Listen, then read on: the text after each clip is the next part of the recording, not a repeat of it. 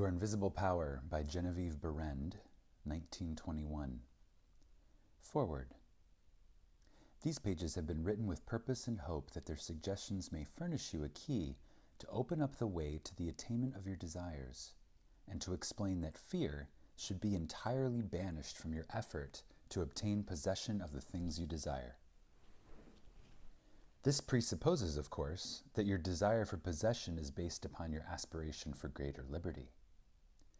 For example, you feel that the possession of more money, lands, or friends will make you happier, and your desire for possession of these things arises from a conviction that their possession will bring you liberty and happiness.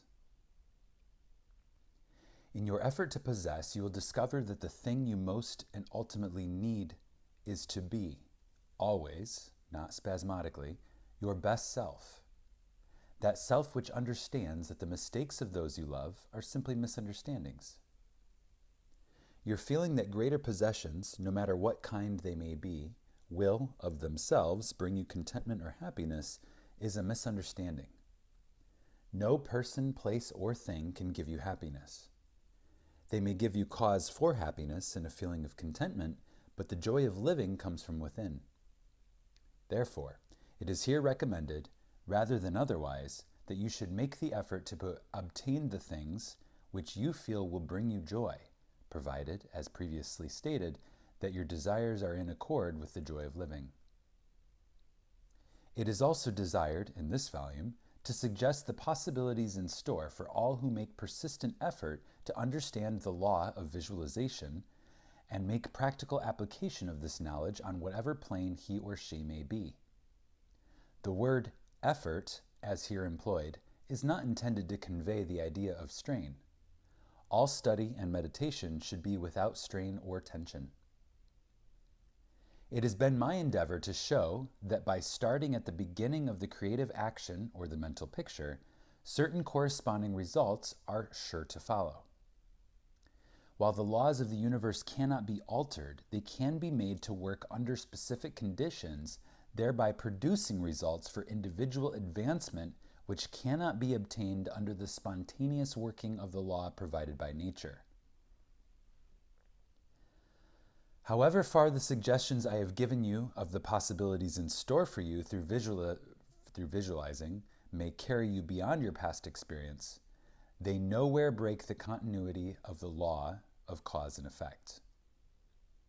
If through the suggestions here given, anyone is brought to realize that their mind is a center through and in which all power there is in operation, simply waiting to be given direction in the one and only way through which it can take specific action, and this means reaction in concrete or physical form, then the mission to which this book is dedicated has been fulfilled.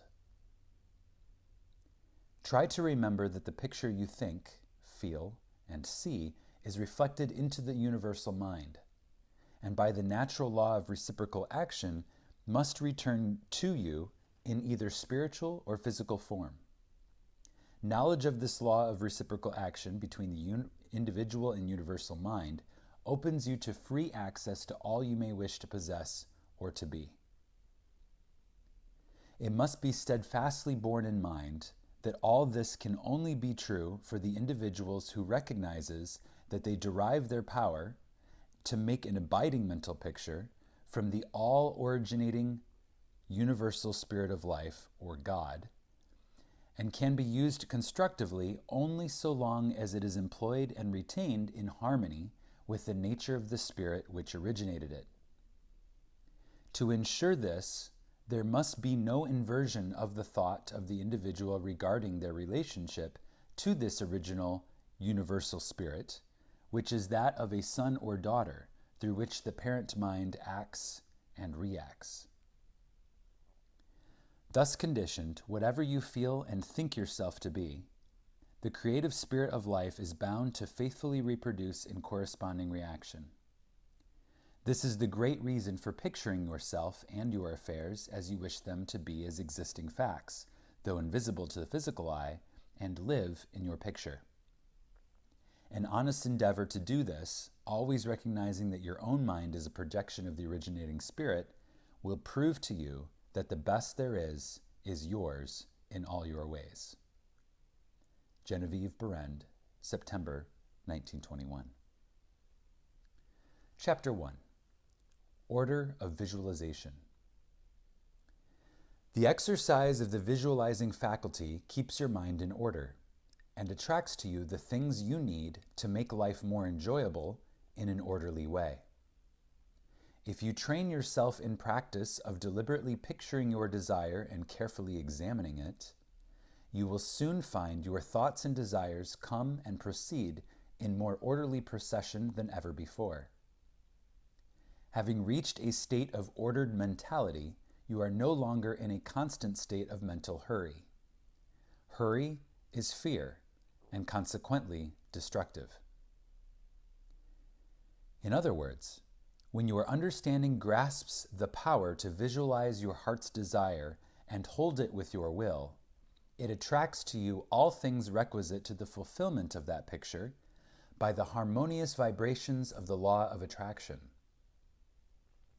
You realize that since order is heaven's first law, and visualization places things in their natural element, then it must be a heavenly thing to visualize. Everyone visualizes, whether they know it or not. Visualizing is the great secret of success. The conscious use of this great power attracts to you greatly multiplied resources, intensifies your wisdom, and enables you to make use of advantages which you formerly failed to recognize. We now fly through the air not because anyone has been able to change the laws of nature, but because the inventor of the flying machine learned how to apply nature's laws and, by making orderly use of them, produced the desired result. So far as natural forces are concerned, nothing has changed since the beginning.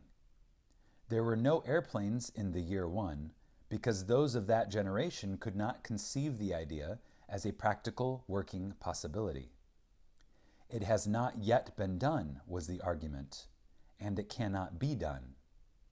Yet the laws and materials for practical flying machines existed then as now. Troward tells us that the great lesson he learned from the airplane and wireless telegraphy is the triumph of principle over precedent, and the working of an idea to its logical conclusion in spite of accumulated testimony of all past experience. With such an example before you, can you not realize that still greater secrets may be disclosed? Also, that you hold the key within yourself from which to unlock the secret chamber that contains your heart's desire. All that is necessary in order that you may use this key and make your life exactly what you wish it to be is a careful inquiry into the unseen causes which stand back of every external and visible condition. Then bring these unseen causes into harmony with your conception, and you will find that you can make practical working realities of possibilities which at present seem but fantastic dreams. We all know that the balloon was the forefather of the airplane. In 1766, Henry Cavendish, an English nobleman, proved that hydrogen gas was 7 times lighter than atmospheric air. From that discovery, the balloon came into existence, and from the ordinary balloon, the dirigible, a cigar-shaped airship, was evolved. Study of aeronautics and the laws of aerial locomotion of birds and projectiles led to the belief that mechanism could be evolved by which heavier than air machines could be made to travel from place to place and remain in the air by the maintenance of great speed, which would overcome by propulsive force the ordinary law of gravitation. Professor Langley of Washington, who developed much of the theory which others afterward improved, was subject to much derision when he sent a model airplane up only to have it bury its nose in the muddy water of the Potomac. But the Wright brothers, who experimented in the latter part of the 19th century, realized the possibility of traveling through the air in a machine that had no gas bag. They saw themselves enjoying this mode of transportation with great facility. It is said that one of the brothers would tell the other, when their varied experiments did not turn out as they expected, "It's all right, brother.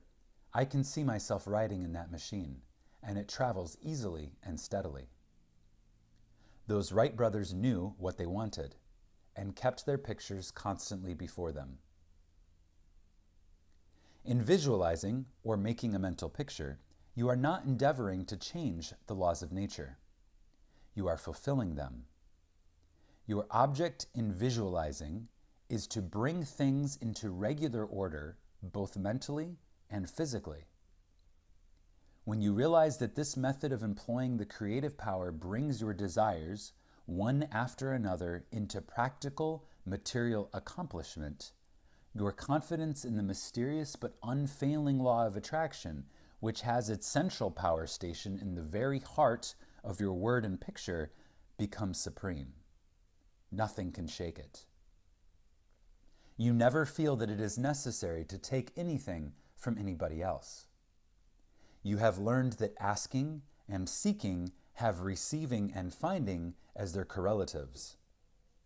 You know that all you have to do is to start the plastic substance of the universe flowing into the thought molds your picture desire provides.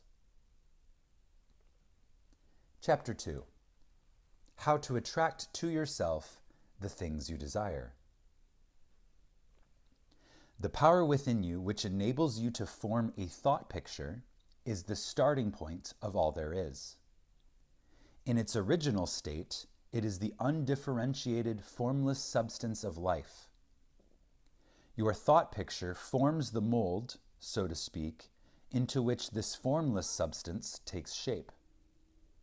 Visualizing, or mentally seeing things and conditions as you wish them to be, is the condensing, the specializing power in you that might be illustrated by the lens of a magic lantern. The magic lantern is one of the best symbols of this imaging faculty. It illustrates the working of the creative spirit on the plane of the initiative and selection, or, in its concentrated specializing form, in a remarkably clear manner. This picture slide illustrates your own mental picture, invisible in the lantern of your mind until you turn on the light of your will. That is to say, you light up your desire with absolute faith that the creative spirit of life in you is doing the work. By the steady flow of light of the will on the spirit, your desired picture is projected upon the screen of the physical world, an exact reproduction of the pictured slide in your mind. Visualizing without a will, sufficiently steady to inhibit every thought and feeling contrary to your picture, would be as useless as a magic lantern without the light. On the other hand, if your will is sufficiently developed to hold your picture in thought and feeling without any ifs, simply realizing that your thought is the great attracting power, then your mental picture is as certain to be projected upon the screen of your physical world as any pictured slide put into the best magic lantern ever made. Try projecting the picture in a magic lantern with a light that is constantly shifting from one side to the other, and you will have the effect of an uncertain will. It is as necessary that you should always stand back of your picture with a strong, steady will as it is to have a strong, steady light back of a picture slide. The joyous assurance with which you make your picture is the very powerful magnet of faith, and nothing can obliterate it. You are happier than you ever were because you have learned to know where your source of supply is, and you rely upon its never-failing response to your given direction. When all said and done, happiness is the one thing which every human being wants, and the study of visualization enables you to get more out of life than you ever enjoyed before. Increasing possibilities keep opening out more and more before you.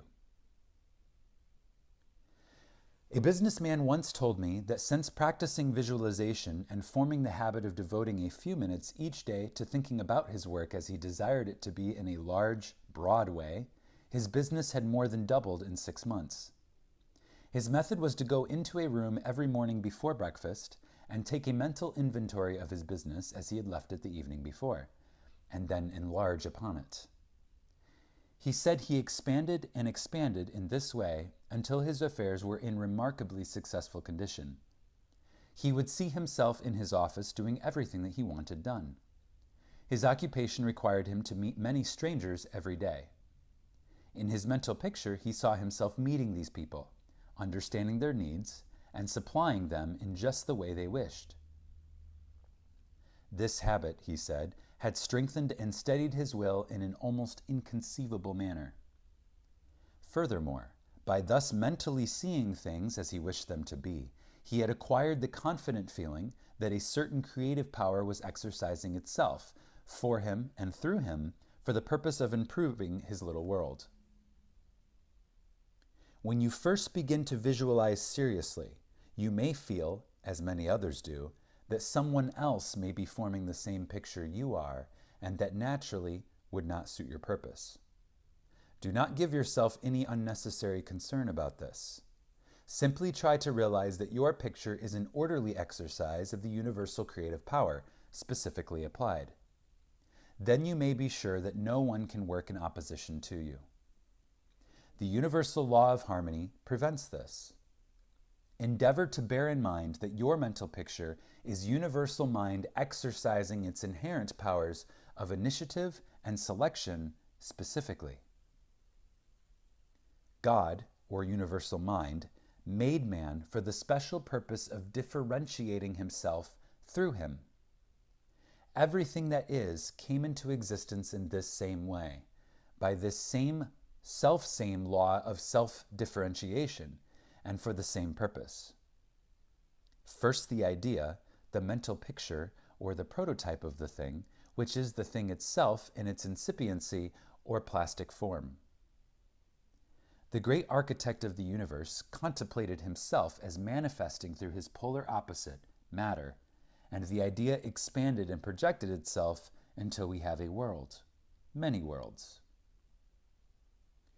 Many people ask, but why should we have a physical world at all? The answer is, because it is the nature of the originating substance to solidify, under directivity rather than activity, just as it is the nature of wax to harden when it becomes cold, or plaster of Paris to become firm and solid when exposed to air. Your picture in this same divine substance, in its fluent state taking shape through the individualized center of divine operation, your mind. And there is no power to prevent this combination of spiritual substance from becoming physical form. It is the nature of spirit to complete its work, and an idea is not complete until it has made for itself a vehicle. Nothing can prevent your picture from becoming into concrete form except the same power that gave it birth, yourself. Suppose you wish to have a more orderly room. You look about your room and the idea of order suggests boxes, closets, shelves, hooks, and so forth. The box, the closet, the hooks are all concrete ideas of order, vehicles through which order and harmony suggest themselves. Chapter 3. Relation between mental and physical form. Some persons feel that it is not quite proper to visualize for things. It's too material, they say.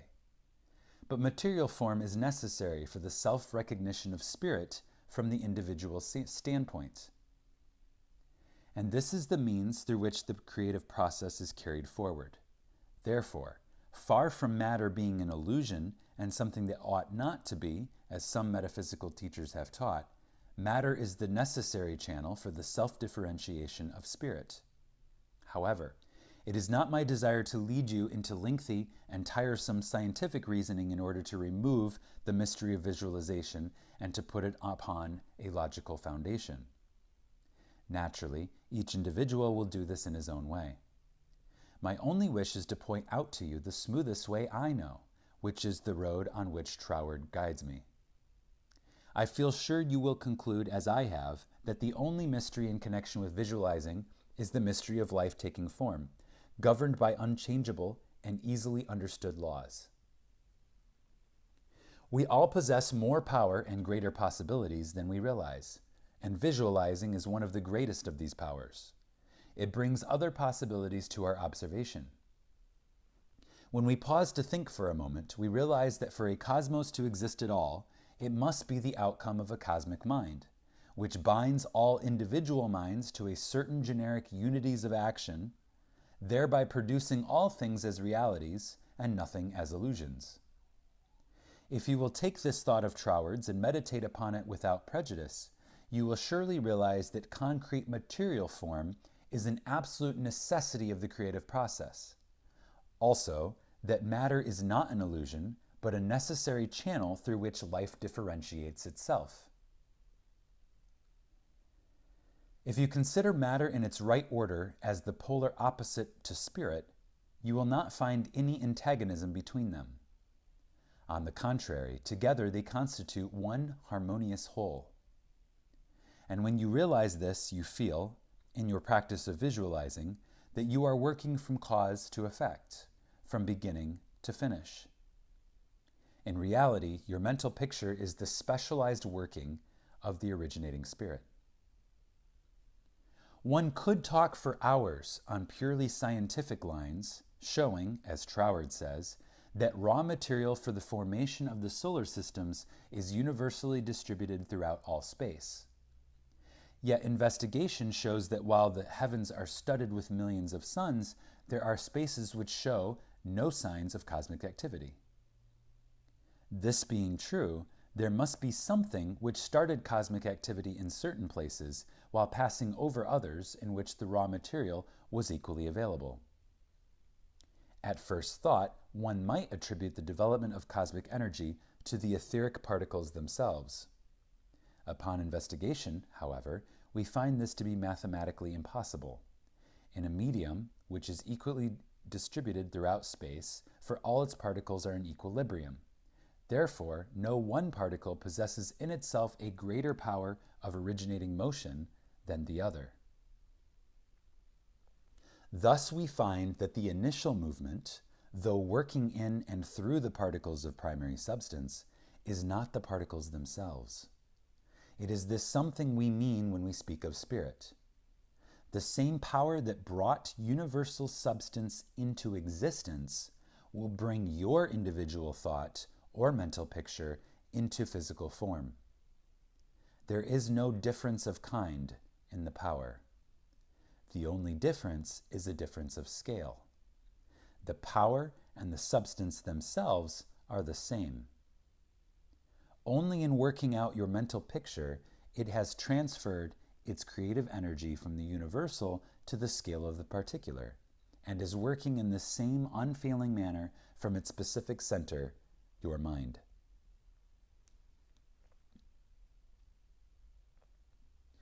Chapter 4. Operation of your mental picture. The operation of a large telephone system may be used as a simile. The main or head central subdivides itself into many branch centrals, every branch being in direct connection with its source, and each individual branch, recognizing the source of its existence, reports all things to its central head. Therefore, when assistance of any nature is required, new supplies, difficult repairs to be done, or whatnot, the branch in need goes at once to its central head. It would not think of referring its difficulties or its successes to the main central of a telegraph system, though they do belong to the same organization. These different branch centrals know that the only remedy for any difficulty must come from the central out of which they were projected.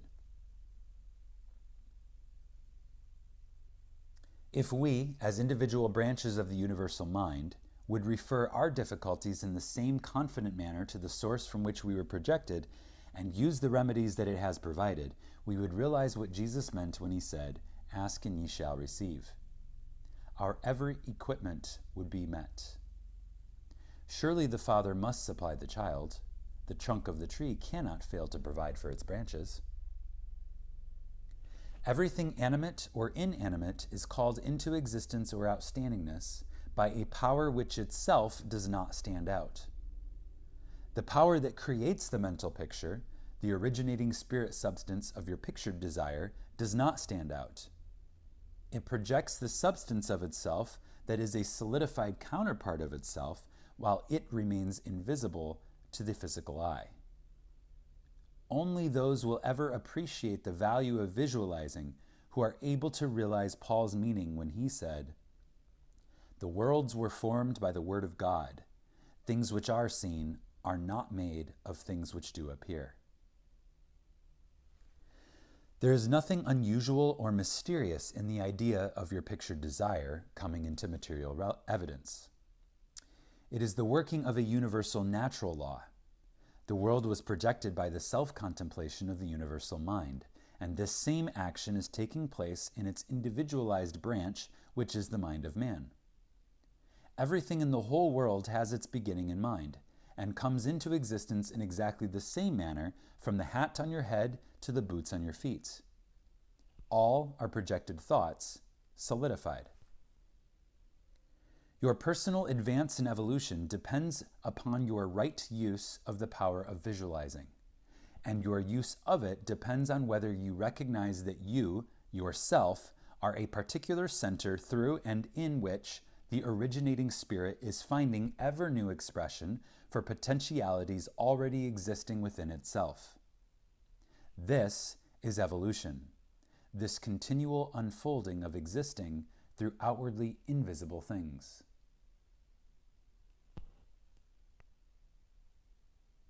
Your mental picture is the force of attraction that evolves and combines the originating substance into specific shape. Your picture is the combining and evolving powerhouse, so to speak, through which the originating creative spirit expresses itself. Its creative action is limitless, without beginning and without end, and always progressive and orderly. It proceeds stage by stage, each stage being a necessary preparation for the one to follow. Now let us see if we can get an idea of the different stages by which the things in the world have come to be. Troward says, if we can get at the working principle which is producing these results, we can very quickly and easily give it personal application. First, we find that the thought of originating life or spirit about itself is its simple awareness of its own being, and this produced a primary ether, a universal substance out of which everything in the world must grow. Troward also tells us that though this awareness of being is a necessary foundation for any further possibilities, it is not much to talk about. It is the same with individualized spirit, which is yourself. Before you would entertain the idea of making a mental picture of your desire as being at all practical, you must have some idea of your being, of your I am. And just as soon as you are conscious of your I amness, you begin to wish to enjoy the freedom which this consciousness suggests. You want to do more and be more. And as you fulfill this desire within yourself, localized spirit begins conscious activities in you. The thing you are most concerned with is the specific action of the creative spirit of life, universal mind, specialized. The localized God germ in you is your personality, your individuality. And since the joy of absolute freedom is the inherent nature of this God germ, it is natural that it should endeavor to enjoy itself through its specific center. As you grow in the comprehension that your being, your individuality, is God particularizing himself, you naturally develop divine tendencies. You want to enjoy life and liberty. You want freedom in your affairs, as well as in your consciousness. and it is natural that you should. Always, with this progressive wish, there is a faint thought picture. As your wish and your recognition grow into an intense desire, this desire becomes a clear mental picture. For example, a young lady studying music wishes that she had a piano in order to practice at home. She wants the piano so much that she can mentally see it in one of the rooms. She holds the picture of the piano and indulges in the mental reflection of the pleasure and advantage it will be to have the piano in the corner of the living room. One day, she finds it there, just as she had pictured it. As you grow in understanding as to who you are, where you came from, and what the purpose of your being is, how you are to fulfill the purpose for which you are intended, you will more and more afford a center through which the creative spirit of life can enjoy itself. Again, as you grow in understanding as to who you are, where you came from, and what the purpose of your being is, how you are to fulfill the purpose for which you are intended, you will more and more afford a center through which the creative spirit of life can enjoy itself. And you will realize that there can be but one creative process filling all space, which is the same in its potentiality, whether universal or individual. Furthermore, all that there is, whether on the plane of the invisible or the visible, had its origin in the localized action of thought or a mental picture. And this includes yourself, because you are universal spirit localized, and the same creative action is taking place through you. Now you are no doubt asking yourself why there is so much sickness and misery in the world. If the same power and intelligence which brought the world into existence is in operation in the mind of man, why does it not manifest itself as strength, joy, health, and plenty?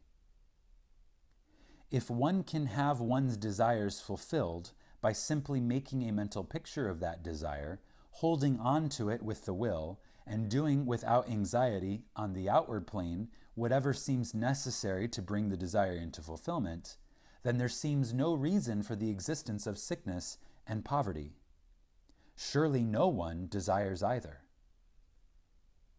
The first reason is that few persons will take the trouble to inquire into the working principle of the laws of life.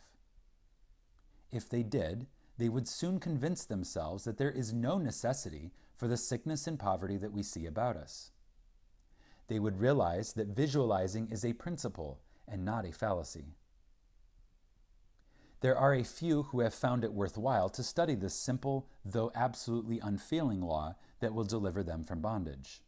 However, the race as a whole is not willing to give the time required for this study. It is either too simple or too difficult. They may make a picture of their desire with some little understanding of visualizing for a day or two, but more frequently it is for an hour or so. But if you will insist upon mentally seeing yourself surrounded by things and conditions as you wish them to be, you will understand that the creative energy sends its plastic substance in the direction indicated by the tendency of your thoughts. Herein lies the advantage of holding your thought in the form of a mental picture. The more enthusiasm and faith you are able to put into your picture, the more quickly it will become visible form. And your enthusiasm is increased by keeping your desire a secret. The moment you speak it to any living soul, that moment your power is weakened. Your power, your magnet of attraction, is not so strong, and consequently cannot reach so far. The more perfectly a secret between your mind and outer self is guarded, the more vitality you give your power of attraction. One tells one's troubles to weaken them, to get them off one's mind, and when a thought is given out, its power is dissipated. Talk it over with yourself, and even write it down and at once destroy the paper. However, This does not mean that you should strenuously endeavor to compel the power to work out your picture on the special lines that you think it should. That method would soon exhaust you and hinder the fulfillment of your purpose.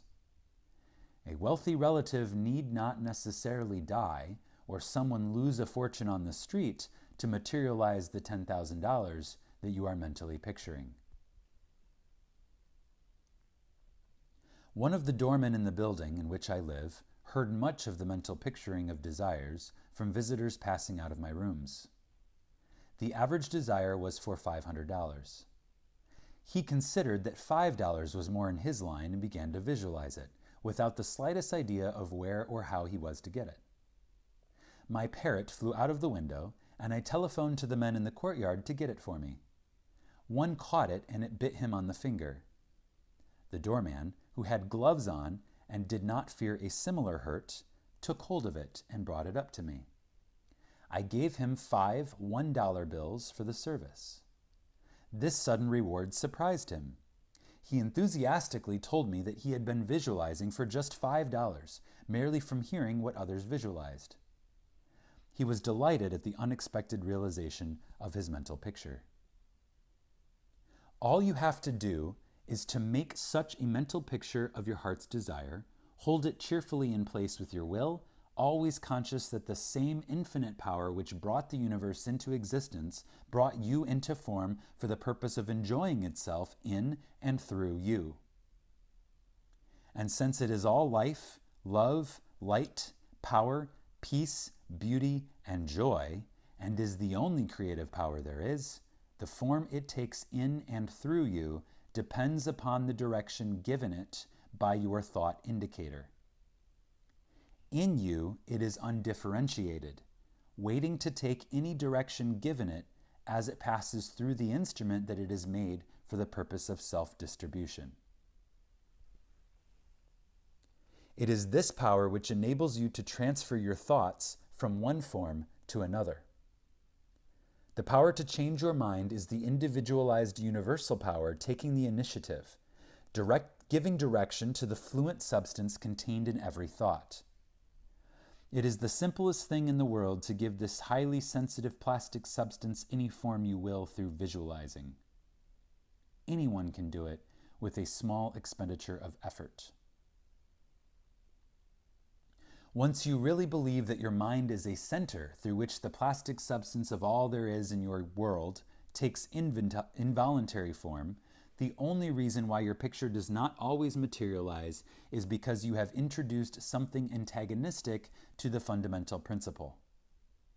Very often this destructive element is caused by the frequency with which you change your pictures. After many such changes, you decide that your original desire is what you want after all. Upon this conclusion, you begin to wonder why, being your first picture, it hasn't materialized. The plastic substance with which you are mentally dealing is more sensitive than the most sensitive photographer's film. If, in taking a picture, you suddenly remembered you had already taken a picture on that same plate, you would not expect a perfect result of either picture. On the other hand, you may have taken 2 pictures on the same plate unconsciously. When the plate has been developed and the picture comes into physical view, you do not condemn the principle of photography, nor are you puzzled to understand why your picture has turned out so unsatisfactorily. You do not feel that it is impossible for you to obtain a good, clear picture of the subject in question. You know that you can do so by simply starting at the beginning, putting in a new plate, and determining to be more careful while taking your picture next time. These lines followed out, you are sure of a satisfactory result. If you will proceed in the same manner with your mental picture, doing your part in a correspondingly confident frame of mind, the result will be just as perfect. The laws of visualizing are as infallible as the laws governing photography. In fact, photography is the outcome of visualizing. Again, your results in visualizing and your desires may be imperfect or delayed through the misuse of this power, owing to the thought that the fulfillment of your desire is contingent upon certain persons or conditions. The originating principle is not in any way dependent upon any person, place, or thing. It has no past, and it knows no future. The law that is the originating creative principle of life is the universal here and everlasting now. It creates its own vehicles through which to operate. Therefore, past experience has no bearing upon your present picture. So do not try to obtain your desire through a channel that may not be natural for it, even though it may seem reasonable to you. Your feeling should be that the thing, or the consciousness which you desire so much, is normal and natural, a part of yourself, a form for your evolution. If you can do this, there is no power to prevent your enjoying the fulfillment of the picture you have in hand, or any other. Chapter 5. Expressions from Beginners. Hundreds of persons have realized that visualizing is an Aladdin's lamp to him with a mighty will.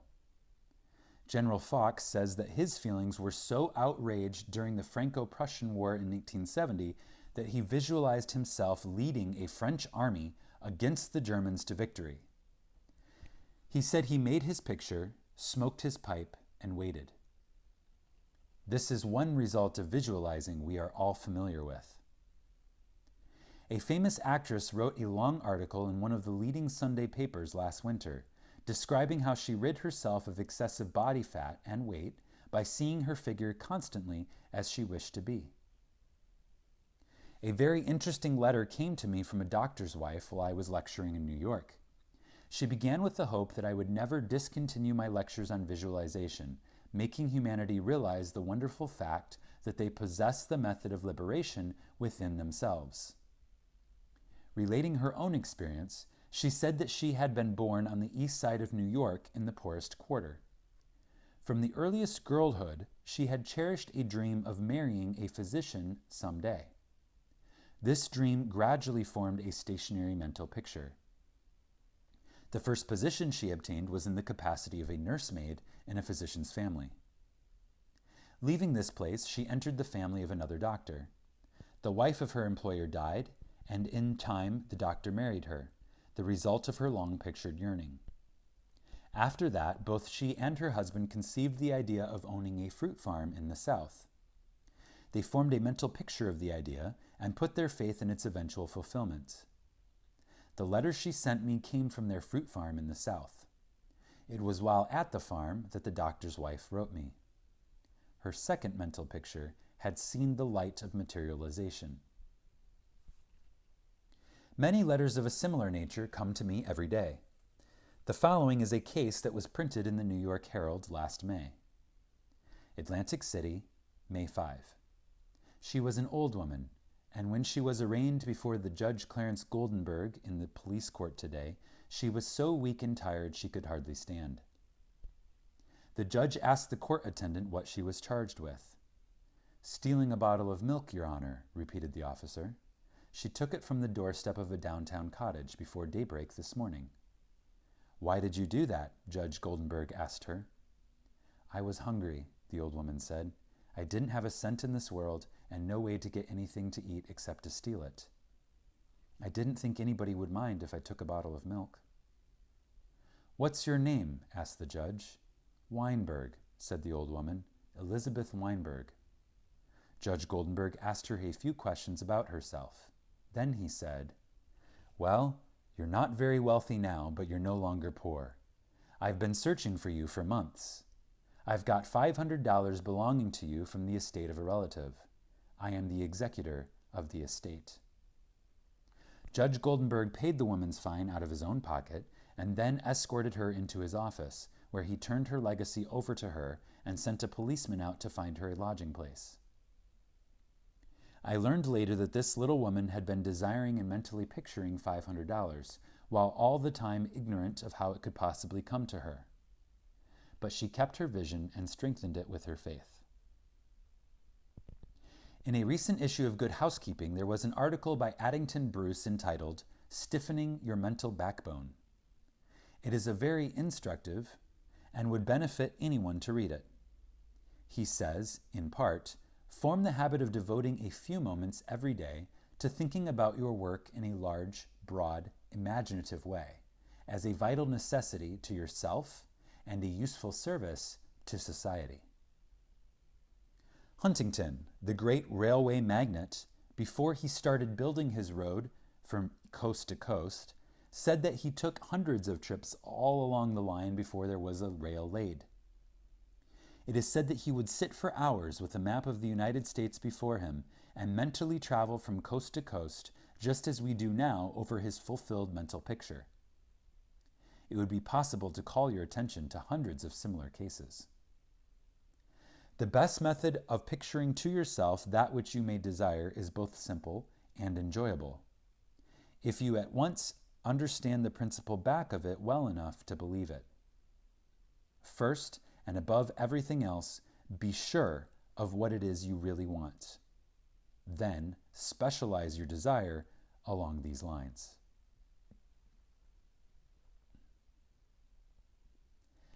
Chapter 6. Suggestions for making your mental picture. Perhaps you want to feel that you've lived to some purpose. You want to be content and happy, and you feel that with good health and with successful business, you could enjoy this state of mind.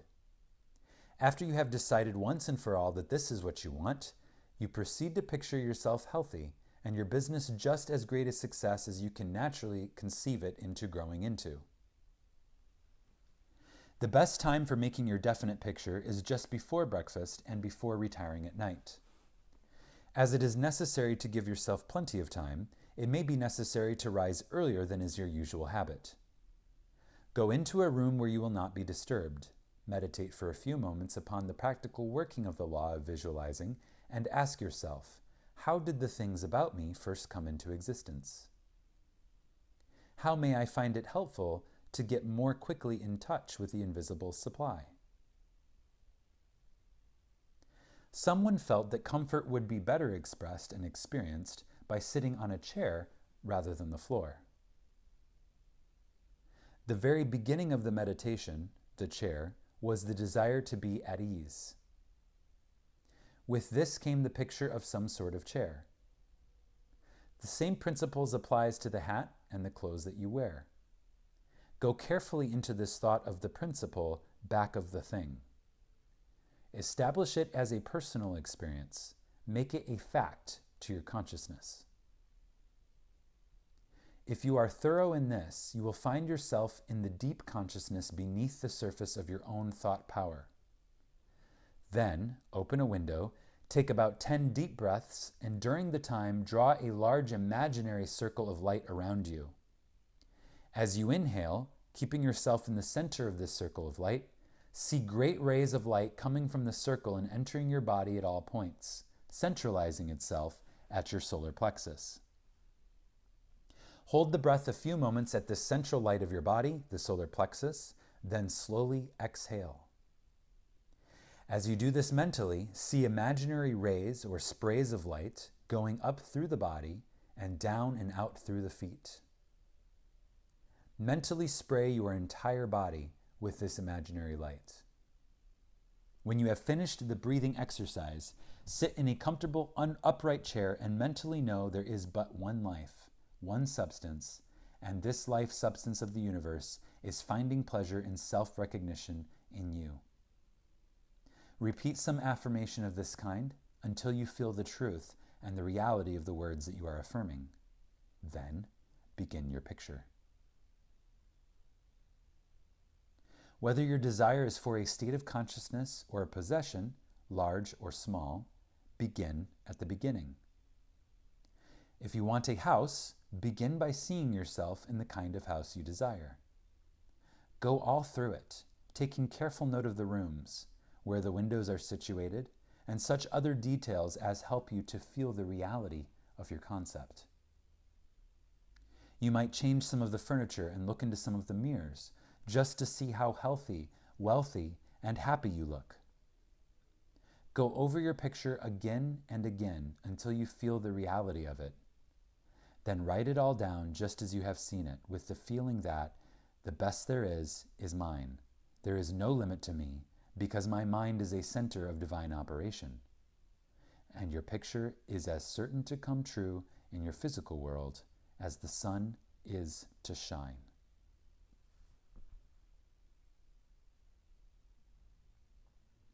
Chapter 7.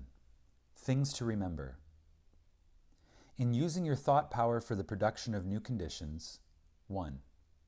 Be sure to know what conditions you wish to produce. Then weigh carefully to what further results the accomplishment of your desire will lead. 2.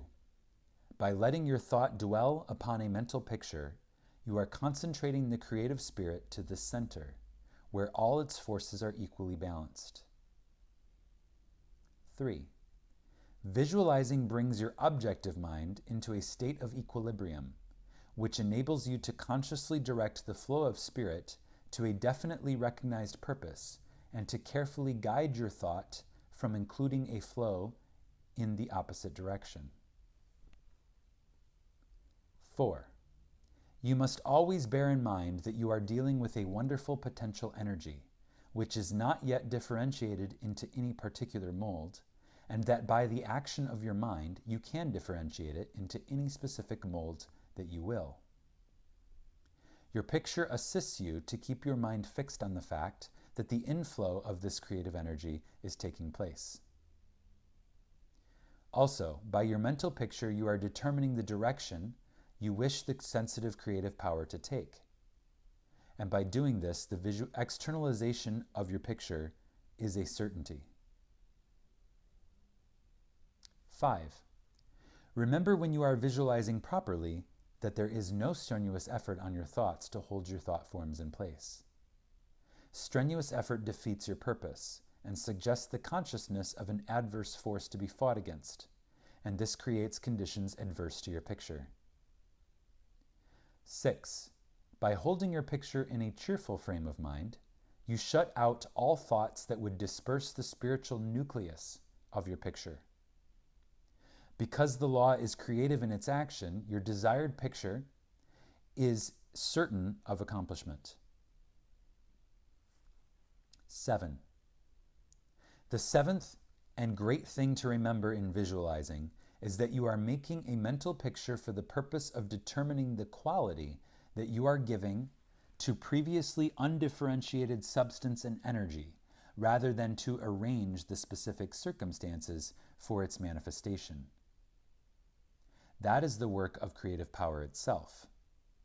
It will build its own forms of expression quite naturally if you will allow it, and save you a great deal of needless anxiety. What you really want is expansion in a certain direction, whether of health, wealth, or whatnot, and so long as you get it, as you surely will if you confidently hold to your picture, what does it matter if it reaches you by some channel which you thought you could count on, or through some other of whose existence you had no idea? You are concentrating energy of a particular kind for a particular purpose. Bear this in mind and let specific details take care of themselves, and never mention your intention to anyone. Remember always that nature, from her clearly visible surface to her most arcane depths, is one vast storehouse of light and good, entirely devoted to your individual use. Your conscious oneness with the great whole is the secret of success, and when once you have fathomed this, you can enjoy your possession of the whole or a part of it at will, because by your recognition you have made it, and can increasingly make it yours. Never forget that every physical thing, whether for you or against you, was a sustained thought before it was a thing. Thought, as thought is, neither good or bad. It is creative action and always takes physical form. Therefore, the thoughts you dwell upon become the things you possess or do not possess. Chapter 8. Why I took up the study of mental science. I have frequently been questioned about my reasons for taking up the study of mental science, and as to the results of my search, not only in knowledge of principles, but also in the application of that knowledge to the development of my life and experience. Such inquiries are justifiable, because one who essays the role of messenger and teacher of psychological truths can only be effective and convincing as she or he has tested them in the laboratory of mental experience. This is particularly true in my case, as the only personal pupil of Thomas Troward, the greatest master of mental science of the present day, whose teaching is based upon the relation borne by the individual mind toward the universal creative mind, which is the giver of life, and the manner in which that relation may be invoked to secure expansion and fuller expression in the individual life. The initial impulse toward the study of mental science was an overwhelming sense of loneliness. In every life there must come such experiences of spiritual isolations as at that period pervaded my life. Notwithstanding the fact that each day found me in the midst of friends, surrounded by mirth and gaiety, there was a persistent feeling that I was alone in the world. I had been a widow for about 3 years, wandering from country to country, seeking for peace of mind. The circumstances and surroundings of my life were such that my friends looked upon me as an unusually fortunate young woman. Although they recognized that I had sustained a great loss when my husband died, they knew that he had left me well provided for, free to go anywhere at pleasure, and having many friends. Yet, if my friends could have penetrated my inmost emotions, they would have found a deep sense of emptiness and isolation. This feeling inspired a spirit of unrest that drove me on in fruitless search upon the outside for that which I later learned could only be obtained from within. I studied Christian Science, but it gave me no solace, though fully realizing the great work the scientists were doing, and even having the pleasure and privilege of meeting Mrs. Eddy personally. But it was impossible for me to accept the fundamental teachings of Christian Science and make practical application of it. When about to abandon the search for contentment and resign myself to resume a life of apparent amusement, a friend invited me to visit the great seer and teacher Abdu'l-Baha. After my interview with this most wonderful of men, my search for contentment began to take a change. He had told me that I would travel the world over seeking the truth, and when I had found it, would speak it out. The fulfillment of the statement of this great seer then seemed to be impossible, but it carried a measure of encouragement, and at least indicated that my former seeking had been in the wrong direction. I began in a feeble and groping way to find contentment within myself, for had he not intimated that I would find the truth? That was the big thing, and about the only thing I remember of our interview. A few days later, upon visiting the office of a New Thought practitioner, my attention was attracted to a book on his table entitled The Edinburgh Lectures on Mental Science by Thomas Troward. It interested me to see that Troward was a retired divisional judge from the Punjab, India. I purchased the book, thinking I would read it through that evening. Many have endeavored to do the same thing, only to find, as I did, that the book must be studied in order to be understood, and hundreds have decided, just as I did, to give it their undivided attention. After finding this treasure book, I went to the country for a few days, and while there studied the volume as thoroughly as I could. It seemed extremely difficult, and I decided to purchase another book of Troward's, in the hope that its study might not require so much of an effort. Upon inquiry, I was told that a subsequent volume, the Door Lectures, was much the simpler and better of the two books. When I procured it, I found that it must also be studied. It took me weeks and months to get even a vague conception of the meaning of the first chapter of Door, which is entitled Entering into the Spirit of It. I mean by this that it took me months to enter into the spirit of what I was reading. But in the meantime, a paragraph from page 26 arrested my attention, as seeming the greatest thing I had ever read. I memorized it and endeavored with all my soul to enter into the spirit of Troward's words. The paragraph reads, "My mind is a center of divine operation.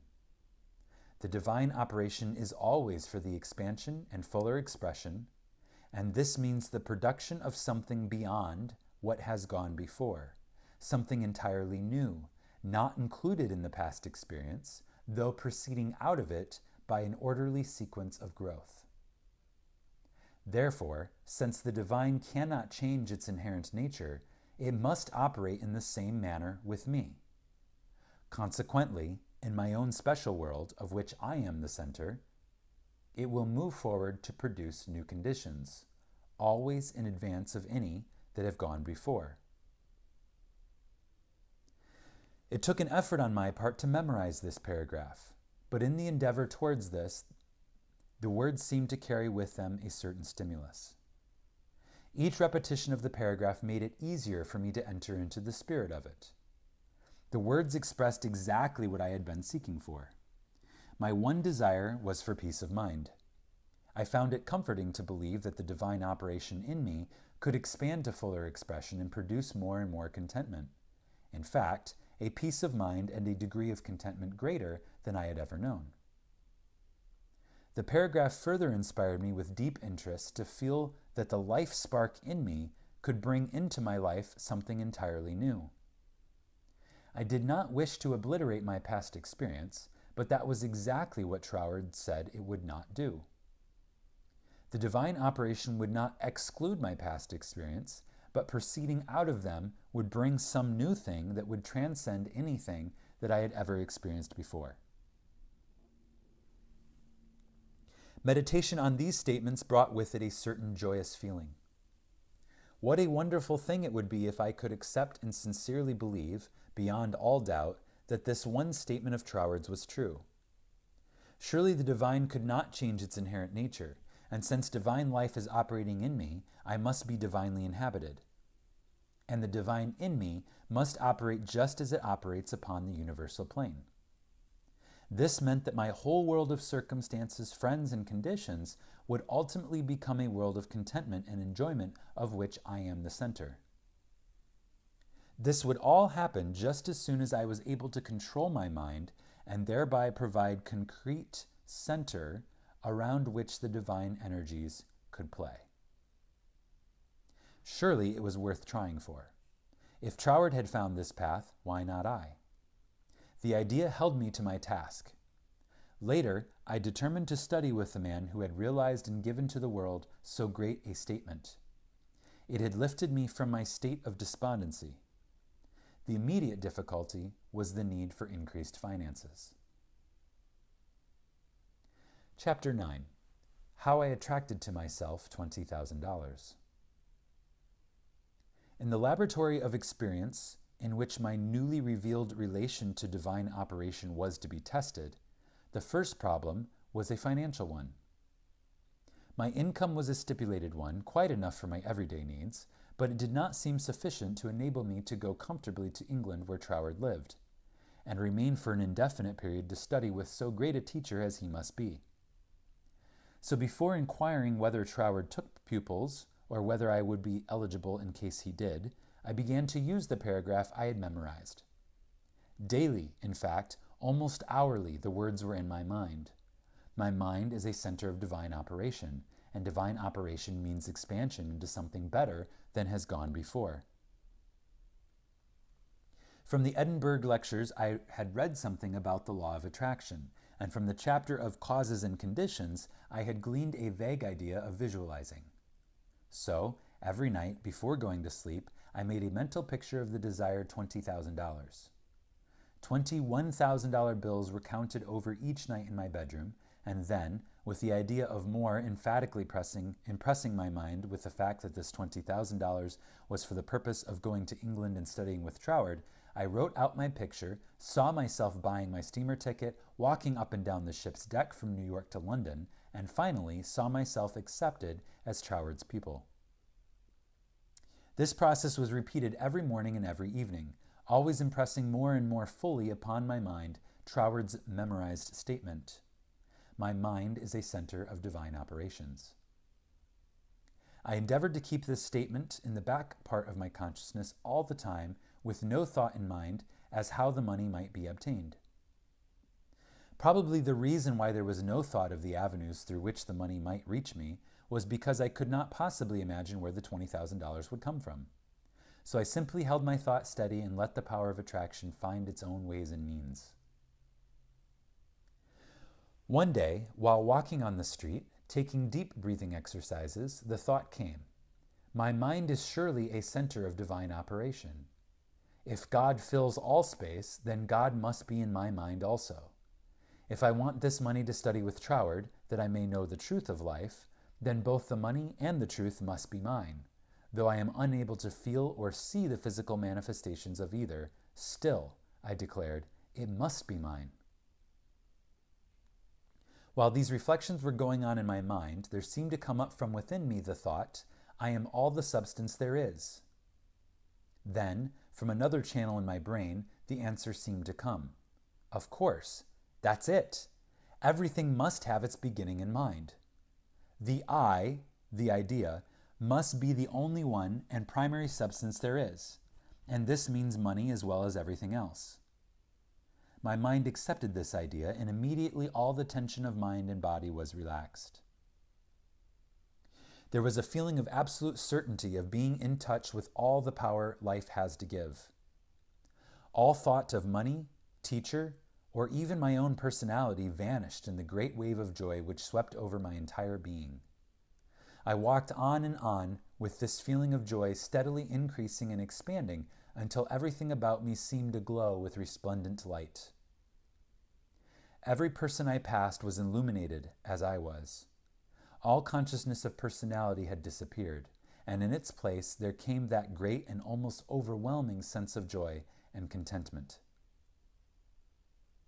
That night, when I made my mental picture of $20,000, it was with an entirely changed aspect. On previous occasions, when making my mental picture, I had felt that I was waking up to something within myself. This time, there was no sensation of effort. I simply counted over the $20,000 bills.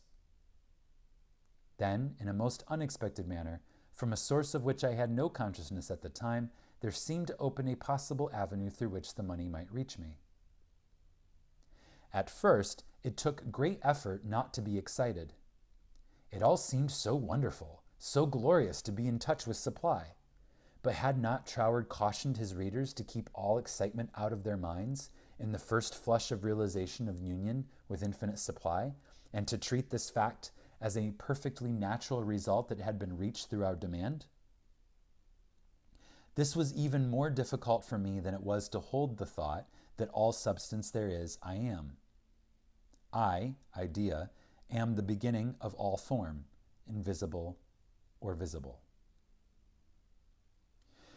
Just as soon as there appeared a circumstance which indicated the direction through which the $20,000 might come, I not only made a supreme effort to regard the indicated directions calmly, as the first sprout of the seed I had sown in the Absolute, but left no stone unturned to follow up that direction by fulfilling my part.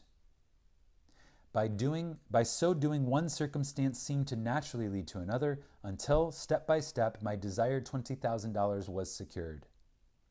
To keep my mind poised and free from excitement was my greatest effort. This first concrete fruition of my study of mental science, as expounded by Troward's book, had come by a careful following of the methods he had outlined. In this connection, therefore, I can offer to the reader no better gift than to quote Troward's book, The Edinburgh Lectures, from which may be derived a complete idea of the line of action I was endeavoring to follow. In the chapter on causes and conditions, he says, "To get good results, we must properly understand our relation to the great impersonal power we are using. It is intelligent, and we are intelligent, and the two intelligences must cooperate. We must not fly in the face of the law, expecting it to do for us what it can only do through us. And we must therefore use our intelligence with the knowledge that it is acting as the instrument of a greater intelligence. And because we have this knowledge, we may and should cease from all anxiety as to the final result. In actual practice, we must first form the ideal conception of our object, with the definite intention of impressing it upon the universal mind. It is this thought that takes such thought out of the region of mere casual fancies, and then affirm that our knowledge of the law is sufficient reason for a calm expectation of a corresponding result, and that therefore all necessary conditions will come to us in due order. We can then turn to the affairs of our daily life with the calm assurance that the initial conditions are either there already or will soon come into view.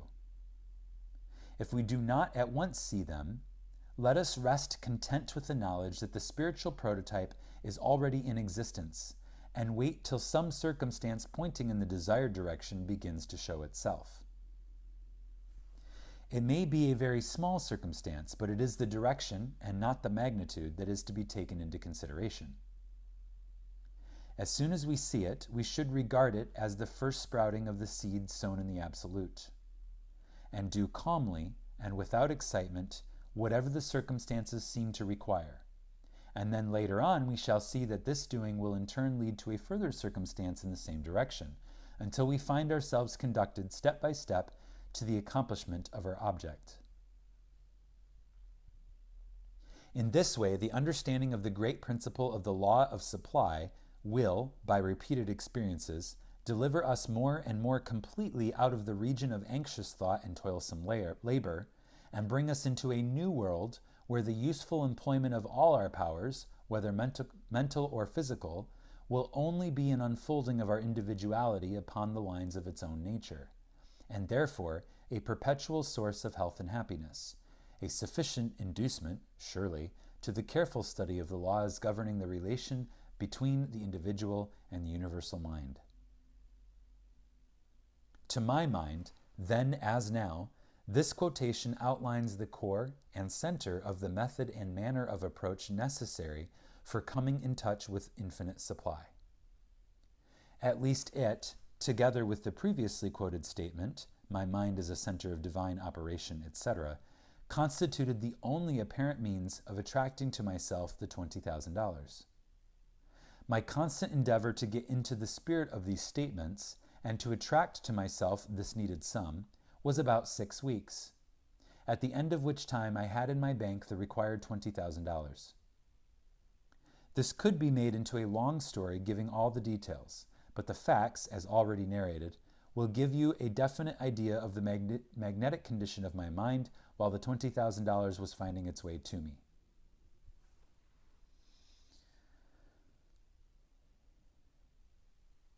Chapter 10. How I became the only personal pupil of the greatest mental scientist of the present day.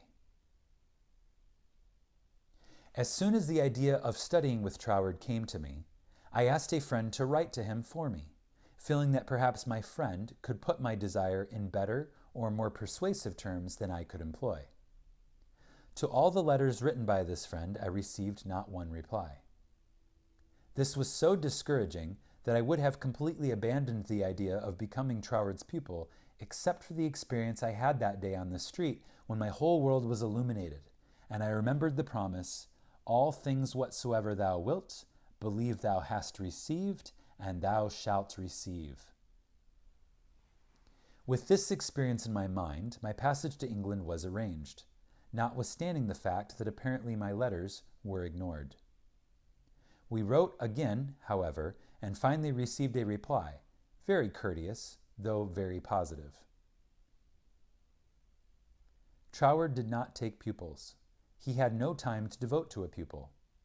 Notwithstanding this definite decision, I declined to be discouraged because of the memory of my experience upon the day when the light and the thought came to me, "I am all the substance there is." I seemed to be able to live that experience over at will, and with it there always came a flood of courage and renewed energy. We journeyed on to London, and from there telegraphed Troward asking for an interview.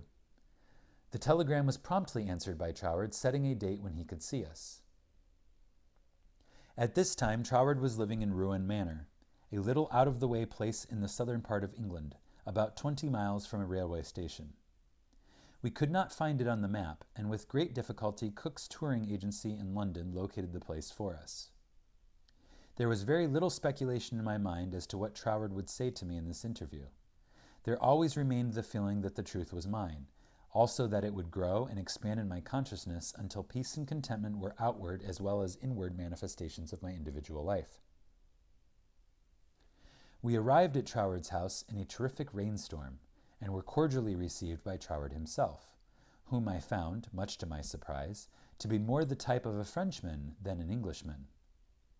I afterward learned that he was a descendant of the Huguenot race. A man of medium stature, with a rather large head, big nose, and eyes that fairly danced with merriment. After we had been introduced to the other members of the family and given a hot cup of tea, we were invited into the living room where Troward talked very freely of everything except my proposed studies. It seemed quite impossible to bring him to that subject. Just before we were leaving, however, I asked quite boldly, "Will you not reconsider your decision to take a personal pupil? I wish so much to study with you." To which he replied with a very indifferent manner that he did not feel he could give the time it would require for personal instruction, but that he would be happy to give me the names of 2 or 3 books which he felt would not only be interesting but also instructive to me. He said he felt very much flattered and pleased that I had come all the way from America to study with him, and as we walked out through the lane from his house to our automobile, his manner became less indifferent, a feeling of sympathy seemed to touch his heart, and he turned to me with the remark, "You might write me, if so inclined, after you get to Paris, and perhaps, if I have time in the autumn, we can arrange something, though it does not seem possible now." I lost no time in following up his very kind invitation to write. My letters were all promptly and courteously answered, but there was never a word of encouragement as to my proposed studies. Finally, about 2 months later, there came a letter with the question in it, "What do you suppose is the meaning of this verse in the 21st chapter of Revelation?" 16. "And the city lieth foursquare, and the length is as large as the breadth. And he measured the city with the reed, 12,000 furlongs. The length and the breadth and the height of it are equal." Instinctively, I knew that my chance to study with Troward hung upon my giving the correct answer to that question. The definition of the verse seemed utterly beyond my reach. Naturally, answers came to my mind, but I knew intuitively that none was correct. I began bombarding my scholarly friends and acquaintances with the same question. Lawyers, doctors, priests, nuns, clergymen, all over the world received letters from me with this question in them. Later answers began to return to me, but intuition told me that none was correct. All the while I was endeavoring to find the answer for myself, but none seemed to come. I memorized the verse in order that I might meditate upon it. I began a search of Paris for the books Troward had recommended to me, and after 2 or 3 days' search, we crossed the river Seine to the site to go into some of the old bookstores there. They were out of print, and these were the best places to find them. Finally, we came upon a little shop that had the books there. These were the last copies the man had, consequently the price was high. While remonstrating with the clerk, my eye rested upon the work of an astrologer, which I laughingly picked up and asked, "Do you think Professor would read my horoscope?" The clerk looked aghast at the suggestion and responded, "Why, no, madame. This is one of France's greatest astrologers. He does not read horoscopes." In spite of this answer, there was a persistent impulse within me to go to the man. The friend who had accompanied me in my search for the books remonstrated with me, and tried in every way to dissuade me from going to the famous astrologer, but I insisted, and she went with me. When we came to his office, I found it somewhat embarrassing to ask him to read my horoscope. Nevertheless, there was nothing to do but put the question. Reluctantly, the professor invited us into his paper-strewn study, and reluctantly, and also impatiently, asked us to be seated. Very courteously and coldly, he told me that he did not read horoscopes. His whole manner said, more clearly than words could, that he wished we would take our departure. My friend stood up. I was at a great loss of what to do next because I felt that I was not quite ready to go. Intuition seemed to tell me that there was something for me to gain there. Just what it was I was unable to define, so I paused a moment, much to my friend's displeasure, when one of the professor's enormous Persian cats jumped into my lap. "Get down, Jack!" the professor shouted. "What does it mean?" he seemed to ask himself. Then, with a greater interest than he had hitherto shown in me, the professor said with a little smile, Have never known that cat to go to a stranger before, madame. My cat pleads for you." I also now feel an interest in your horoscope, and if you will give me the data, it will give me pleasure to write it out for you. There was a great feeling of happiness in me when he made this statement. He concluded by saying, "I do not feel that you really care for your horoscope." The truth of this statement shocked me, because I did not care about a horoscope and could not give any reason why I was letting him do it. "However," he said, "may I call for your data next Sunday afternoon?" On Sunday afternoon, at the appointed time, the professor arrived, and I was handing him the slip of paper with all my date of birth, etc., when the idea came to me to ask the professor for the answer to the question about the 16th verse in the 21st chapter of Revelation. The thought was instantly carried into effect, and I found myself asking this man what he thought the verse meant. Without pausing to think it over, he immediately replied, "It means, the city signifies the truth, and the truth is non-invertible. Every side from which you approach it is exactly the same." Intuitively and undoubtingly, I recognized this answer as the true one, and my joy knew no bounds, because I felt sure that with this correct answer in my possession, Troward would accept me as his pupil in the fall. As the great astrologer was leaving, I explained to him all about my desire to study with Troward, how I had come from New York City for that express purpose, seemingly to no avail, until the answer to this test question had been given to him by me. He was greatly interested and asked many questions about Troward, and when asked if he would please send me his bill, he smilingly replied, "Let me know if the great Troward accepts you as his pupil," and bade me good afternoon. I hastened to my room to send a telegram to Troward, giving my answer to the question about the 16th verse of the 21st chapter of Revelation. There was an immediate response from Troward that said, "Your answer is correct. Am beginning a course of lectures on the Great Pyramid in London. If you wish to attend them, we'll be pleased to have you, and afterward, if you still wish to study with me, I think it can be arranged." On receipt of this reply, preparations were at once made to leave Paris for London. I attended all the lectures, receiving much instruction from them, after which arrangements were made for my studying with Troward. 2 days before leaving for Cornwall, I received the following letter from Troward, clearly indicating the line of study he gave me. November 8, 1912. Dear Mrs. Behrend, I think I had better write you a few lines with regard to your proposed studies with me, as I should be sorry for you to be under any misapprehension and so to suffer any disappointment. I have studied the subject now for several years, and have a general acquaintance with the leading features of most of the systems which, unfortunately, occupy attention in many circles at the present time, such as Theosophy, the Tarot, the Kabbalah, and the like, and I have no hesitation in saying that, to the best of my judgment, all sorts and descriptions of so-called occult study are in direct opposition to the real life-giving truth, and therefore you must not expect any teaching on such lines as these. We hear a great deal these days about initiation, but believe me, the more you try to become a so-called initiate, the further you will put yourself from living life. I speak after many years of careful study and consideration when I say that the Bible and its revelation of Christ is the one thing really worth studying, and that it is a subject large enough in all conscience, embracing as it does our outward life and of everyday concerns, and also the inner springs of our life and all that we can in general terms conceive of the life in the unseen after putting off the body at death. You have expressed a very great degree of confidence in my teaching, and if your confidence is such that you wish, as you say, to put yourself entirely under my guidance, I can only accept it as a very serious responsibility, and should have to ask you to exhibit that confidence by refusing to look into such so-called mysteries as I would forbid you to look into.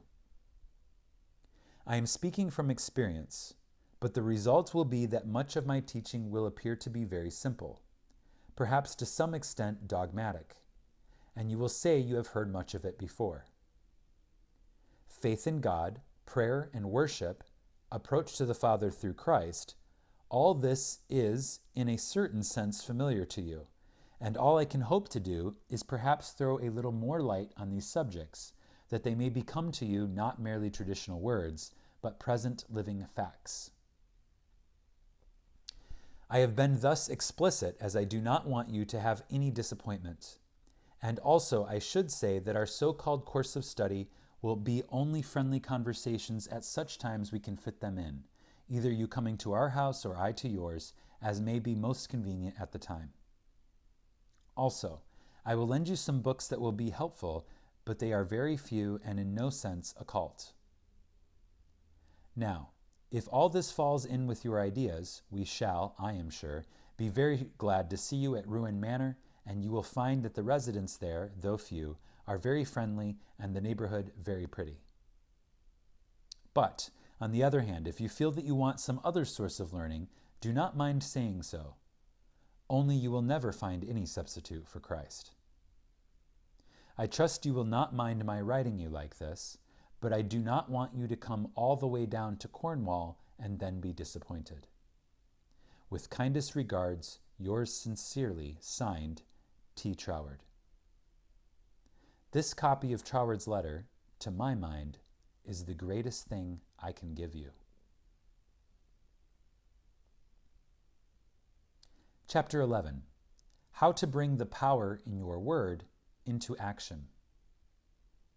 In your every word, there is a power germ that expands and projects itself in the direction your word indicates, and ultimately develops into physical expression.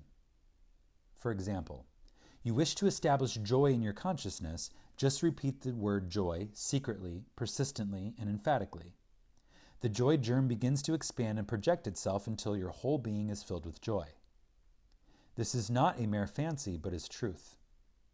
Once you experience this power, you will daily prove that these facts have not been fabricated to fit a theory, but the theory has been built up by careful observation of the facts. Everyone knows that joy comes from within. Another may give you cause for joy, but no one can be joyous for you. Joy is a state of consciousness, and consciousness is purely, as Troward says, mental. Mental faculties always work under something which stimulates them, and this stimulus may come either from without, through the external senses, or from within by the consciousness of something not perceptible on the physical plane. The recognition of this interior source of stimulus enables you to bring into your consciousness any state you desire. Once a thing seems normal to you, it is as surely yours through the law of growth and attraction as it is yours to know addition after you have the conscious use of figures. This method of repeating the word makes the word in all of its limitless meaning yours, because words are the embodiment of thoughts, and thought is creative, neither good nor bad, simply creative. This is the reason why faith builds up and fear destroys. Only believe and all things are possible unto you. It is faith that gives you dominion over every adverse circumstance or condition. It is your word of faith that sets you free, not faith in any specific thing or act, but simple faith in your best self in all ways. It is because of this ever-present creative power within the heart of the word that makes your health, your peace of mind, and your financial condition a reproduction of your most habitual thoughts. Try to believe and understand this, and you will find yourself master of every adverse circumstance or condition, a prince of power. Chapter 12. How to increase your faith. But, you ask, how can I speak the word of faith when I have little or no faith? Every living thing has faith in something or somebody. It is the quality of the creative energy in the positive faith thought which gives it vitality, not the form it takes. Again, it is the quality of the creative energy in the positive faith thought which gives it vitality, not the form it takes. Even intense fear is alive with faith. You fear smallpox because you believe it is possible for you to contract it. You fear poverty and loneliness because you believe them possible for you. It is your habitual tendency of thought that reappears in your mind, your body, and your affairs, not the occasional thought upon some specific line or desire. It is the faith which understands that every creation had its birth in the womb of thought, words that give you dominion over all things, your lesser self included, and this feeling of faith is increased and intensified through observing what it does. This observation is the observation of your state of consciousness when you did, not when you hoped you might, but feared it was too good to be true. How did you feel that time when you simply had to bring yourself into a better frame of mind and did? Or you had to have a certain thing and got it? Live those experiences over and over again mentally until you feel really in touch with the self that knows and does. And the best there is yours. Chapter 13. The Reward of Increased Faith. Because you have expanded your faith into the faith and laws of the universe that know no failure, your faith in the best of yourself, the principle of life in you, has brought you into conscious realization that you are not a victim of the universe, but a part of it. Consequently, there is that within yourself which is able to make conspicuous, conscious contact with the universal principle of law and power, and enables you to press all the particular laws of nature, whether invisible or visible, into serving your particular demand or desire. And thereby, you find yourself master, not slave, of any situation. Troward tells us that this mastering is to be accomplished by knowledge, and the only knowledge which will afford this purpose in all its measureless immensity is the knowledge of the personal element in universal spirit, and its reciprocity to our own personality. In other words, the words you think, the personality you feel yourself to be, are all reproductions in miniature or specialized God, universal spirit. All your word thoughts were God word forms before they were yours. The words you use are the instruments, the channels through which the creative energy takes place. Naturally, this sensitive creative power can only reproduce in accordance with the instrument through which it passes. All disappointments and failures are the result of endeavoring to think one thing and produce another. This is just as impossible as it would be for an electric fan to be used for lighting purposes, or for water to flow through a crooked pipe in a straight line. The water must take the shape of the pipe through which it flows.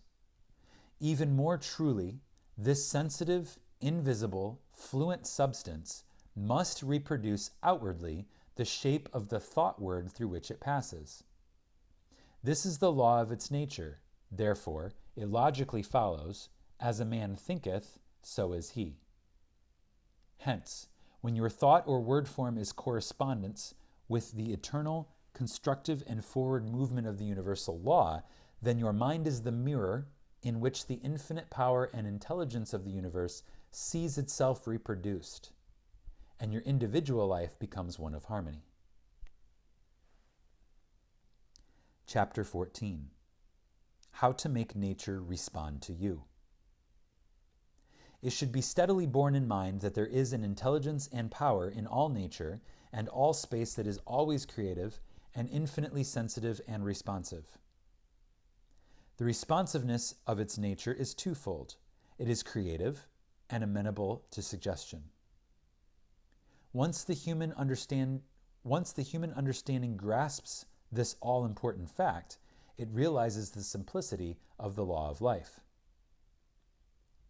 All that is necessary is to realize that your mind is a center of divine operation, and consequently contains that within itself which accepts suggestions, and expect all life to respond to your call. And you will find suggestions which tend to the fulfillment of your desire coming to you, not only from your fellow men, but also from the flowers, the grass, the trees, and the rocks, which will enable you to fulfill your heart's desire, if you act upon them in confidence on this physical plane. Faith without works is dead, but faith with works sets you absolutely free. Chapter 15. Faith with Works, What It Has Accomplished. It is said of Tyson, the great Australian millionaire, that the suggestion to make the desert land of Australia blossom as the rose came to him from a modest little Australian violet while he was working as a bushman for something like 3 shillings a day. He used to find these friendly little violets growing in certain places in the woods, and something in the flower touched something akin to itself in the mind of Tyson. And he would sit on the side of his bunk at night and wonder how flowers and vegetable life could be given an opportunity to express itself in the desert land of Australia. No doubt he realized that it would take a long time to save enough money to put irrigating ditches in the desert lands, but his thought and feeling were sure it could be accomplished, and if it could be done, he could do it. If there was a power within himself that was able to capture the idea, then there must be a responsive power within the idea itself that could bring itself into a practical, physical manifestation. He resolutely put aside all questions as to the specific ways and means which would be employed in bringing his desire into physical manifestation, and simply kept his thought centered upon the idea of making fences and seeing flowers and grass where none existed. Since the responsiveness of reproductive creative power is not limited to any local condition of the mind, his habitual meditation and mental picture set his ideas free to roam in an infinitude, and to attract to themselves other ideas of a kindred nature. Therefore, it was not necessary for Tyson to wait and see his ideas and desires fulfilled, until he had saved from his 3 shillings a day enough money to irrigate the land. For his ideas found other ideas in the financial world, which were attuned in sympathy with themselves, and the doors of finance were quickly opened. All charitable institutions are maintained upon the principle of the responsiveness of life. If this were not true, no one would care to give, simply because another needed. The law of demand and supply, cause and effect, can never be broken. Ideas attract to themselves kindred ideas. Sometimes they come from a flower, a book, or out of the invisible. You are sitting or walking, intent upon an idea not quite complete as to the ways and means of fulfillment, and behold, along comes another idea, from no one can tell where, and finds friendly lodging with your idea, one idea attracting another idea, and so on until your desires are physical facts. You may feel the necessity for an improvement in your finances, and wonder how this increase is to be brought about, when there seems suddenly to come from within the idea that everything had its birth in thought, even money, and your thoughts turn their course. You simply hold to the statement or affirmation that the best of all there is yours. Since you are able to capture ideas from the infinite through the instrument of your intuition, you let your mind rest upon that thought, knowing full well that this very thought will respond to itself. Your inhibition of the thought of doubt and feeling of anxiety enables the reassuring ideas to establish themselves and attract to themselves I can and I will ideas, which gradually grow into physical form of the desire in mind. In the conscious use of the universal power to reproduce your desires in physical form, 3 facts should be borne in mind. First, all creative space is filled with a creative power. Second, this creative power is amenable to suggestion. Third, it can only work by deductive means. As Troward tells us, this last is an exceedingly important point, for it implies that the action of the ever-present creative power is in no way limited by precedent. It works according to the essence of the spirit of the principle. In other words, this universal power takes its creative direction from the word you give it. Once man realizes this great truth, it becomes the most important of all his consideration with what character this sensitive reproductive power is invested.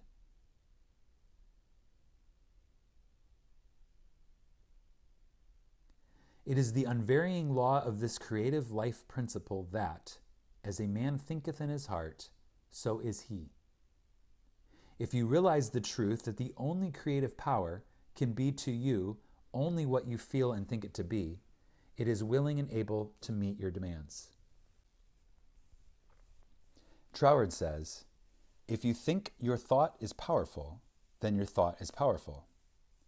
As a man thinketh in his heart, so is he, is the law of life, and the creative power can no more change this law than an ordinary mirror can reflect back to you a different image than the object you hold before it.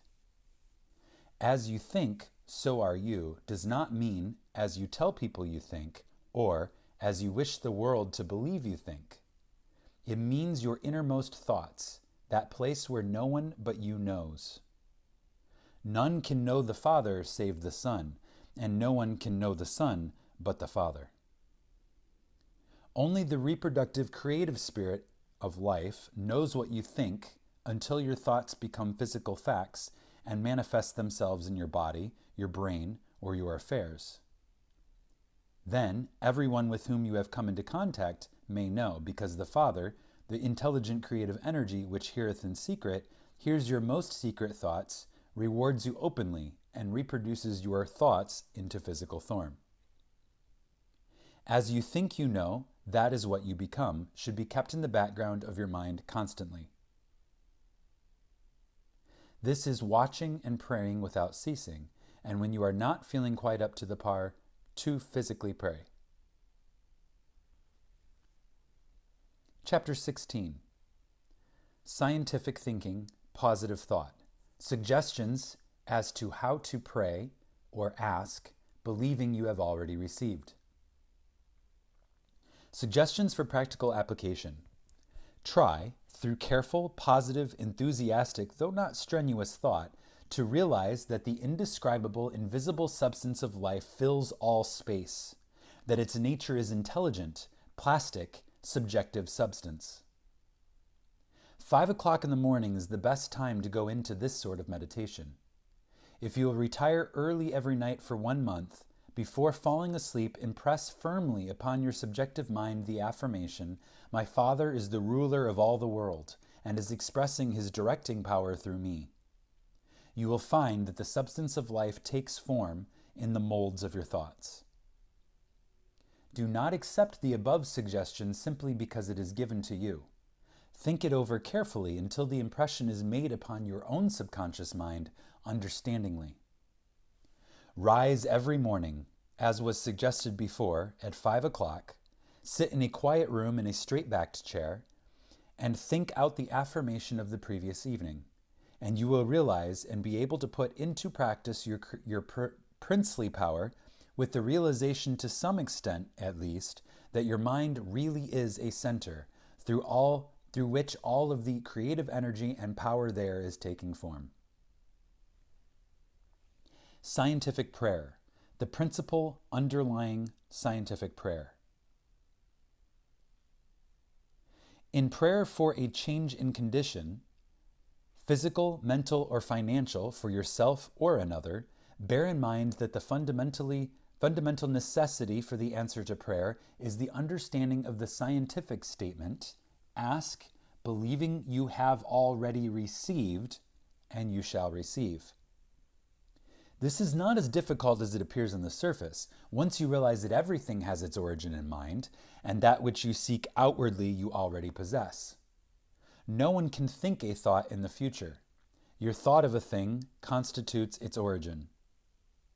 Therefore, the thought form of the thing is already yours as soon as you think it. Your steady recognition of this thought possession causes the thought to concentrate, to condense, to project itself, and to assume physical form. To get rich through creation. The recognition or conception of new forces of wealth is the loftiest aspiration you can take into your heart, for it assumes and implies the furtherance of all noble aims. Items to be remembered about in prayer for yourself or another. Remember that that which you call treatment or prayer is not, in any sense, hypnotism. It should never be your endeavor to take possession of the mind of another. Remember that it should never be your intention to make yourself believe that which you know to be untrue.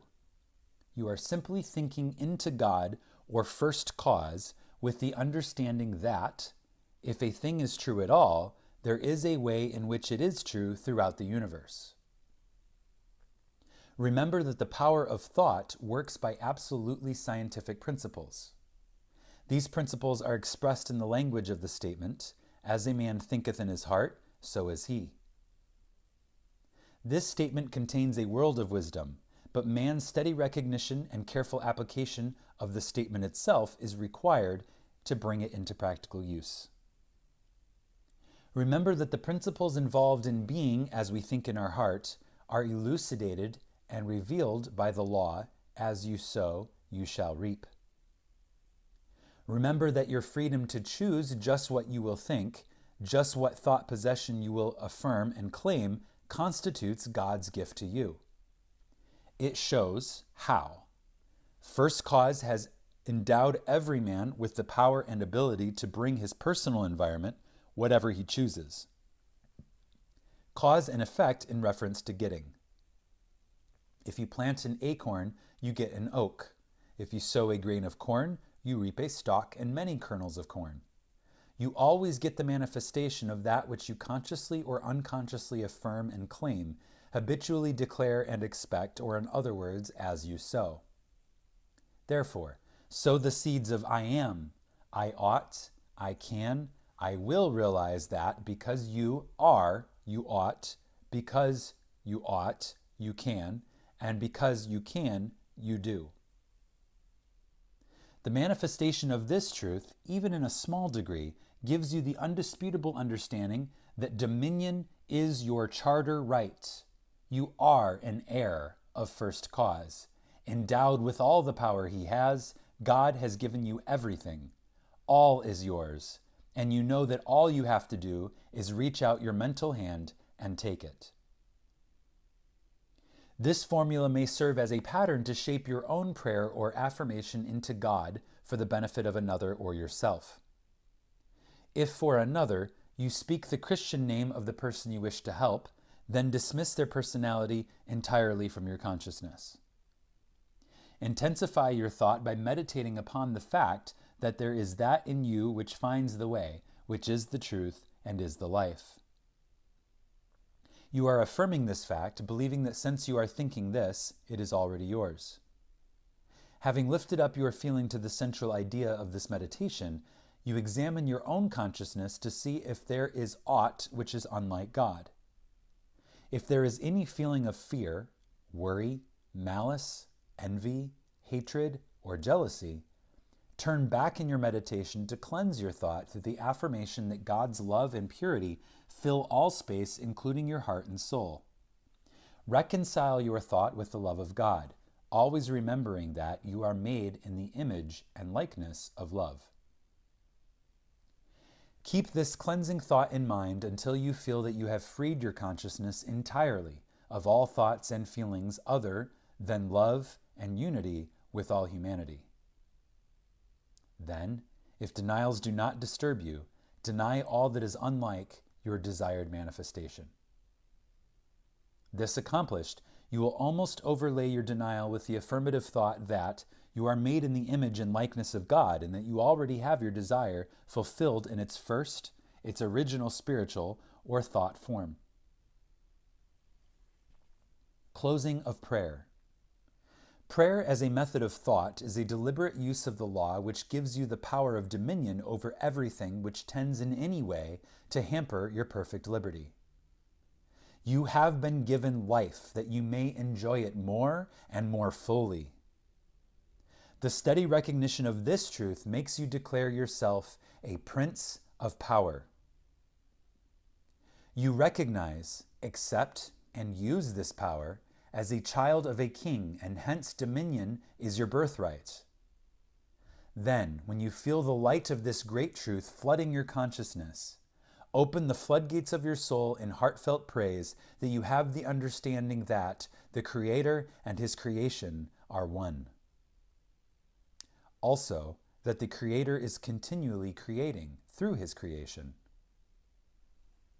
Close your treatment in the happy assurance that the prayer which is fulfilled is not a form of supplication, but a steady habitual affirming that the Creator of all creation is operating specifically through you. Therefore, the work must be perfectly done. Your mind is a center of divine operation.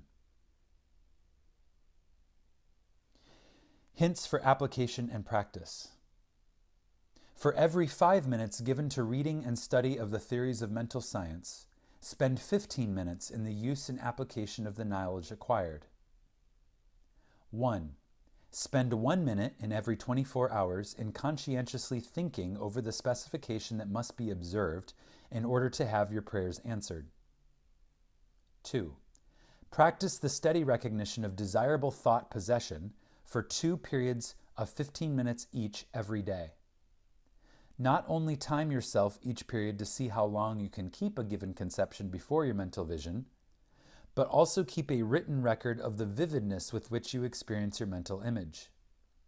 Remember that your mental senses are just as varied and trainable as your physical ones. 3.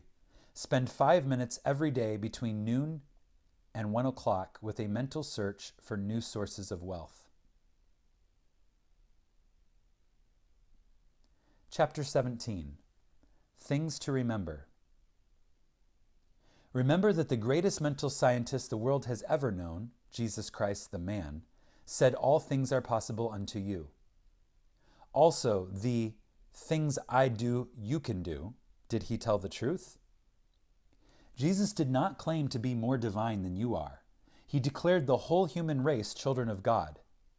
By birth, he was no exception to this rule. The power he possessed was developed through his personal effort. He said you could do the same if you would only believe in yourself. A great idea is valueless unless accompanied by physical action. God gives the idea. Man works it out on the physical plane. All that is really worthwhile is your contentment. Self-command alone can produce it. The soul and body are one. Contentment of the mind is contentment of the soul, and contentment of the soul means contentment of the body. If you wish health, watch your thoughts, not only of your physical being, but your thoughts about everything and everybody. With your will, keep them in line with your desire, and outwardly act in accordance with your thoughts, and you will soon realize that all power, both over thoughts and conditions, has been given to you. You believe in God, believe in yourself as the physical instrument through which God operates. Absolute dominion is yours when you have sufficient self-mastery to conquer the negative tendency of thoughts and actions. Again, absolute dominion is yours when you have sufficient self-mastery to conquer the negative tendency of thoughts and actions. Ask yourself daily, what is the purpose of the power which put me here? How can I work with the purpose for life and liberty in me? Upon having decided these questions, endeavor hourly to fulfill them. You are a law unto yourself. If you have a tendency to overdo anything, eat, drink, or blame circumstances for your misfortunes, conquer that tendency with the inward conviction that all power is yours outwardly. Eat less, drink less, blame circumstances less, and the best there is will gradually grow in the place where the worst seem to be. Always remember that all is yours to use as you will. You can, if you will, If you will, you do. God the Father blesses you with all he has to give. Make good godly use of it. The reason for greater success when you first began your studies and demonstrations in mental science is that your joy and enthusiasm at the simple discovery of the power within was greater than you have been able to put into your understanding later. With increased understanding, put increasing joy and enthusiasm, and the results will correspond. This concludes Your Invisible Power by Genevieve Behrend, 1921.